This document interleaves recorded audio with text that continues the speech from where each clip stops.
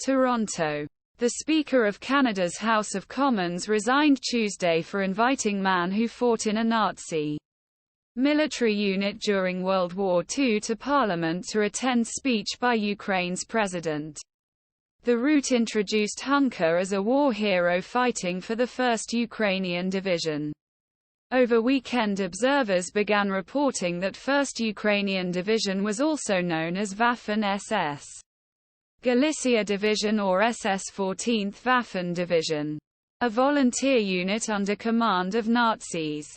No one is superior to us in this parliament. That's why I have to resign as Speaker, Rota said in Parliament. I reiterate that I deeply regret mistake I made recognizing a person in the Parliament during joint speech of President Zelenskiy Parliament. This public recognition inflicted suffering on individuals and communities, including surviving Nazis in Poland, among other nations, as well as the Jewish community in Canada and around the world. I accept full responsibility for my actions, he added. Rota resigned after meeting with party leaders in the House of Commons. All main opposition parties had called for Rota to resign, and parliamentary government leader Karina Gould said MPs had lost confidence in Rota. This is something that brings shame and embarrassment to the entire parliament and indeed to all Canadians. The Speaker did an honourable thing in resigning, Gould said. Gould stated that Rota invited new Hunka without informing Ukrainian government or delegation, and added that Rota's failure to inform anyone not to exercise due diligence had shaken the trust of MPs. On Friday, MPs from all parties stood to applaud Hunka, unaware of the details of who he was.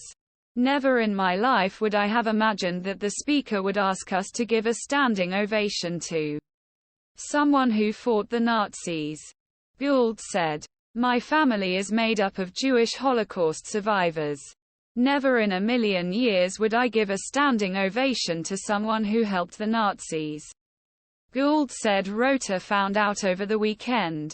He probably should have resigned as soon as he found out about this, she said.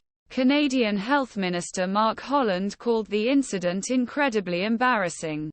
The Friends of the Simon Wiesenthal Center for Holocaust Studies said in a statement that the incident left a stain on our country's venerable legislature with profound implications both in Canada and globally. This incident endangered all 338 members of Parliament, also handed Russia a propaganda victory and distracted from a crucial show of unity between Canada-Ukraine. This also caused great suffering to Canada's Jewish community, Holocaust survivors, veterans and other victims of the Nazi regime. In an apology earlier Sunday, Rota said he had sole responsibility for inviting and recognizing Hunka, who is from the district Rota represents.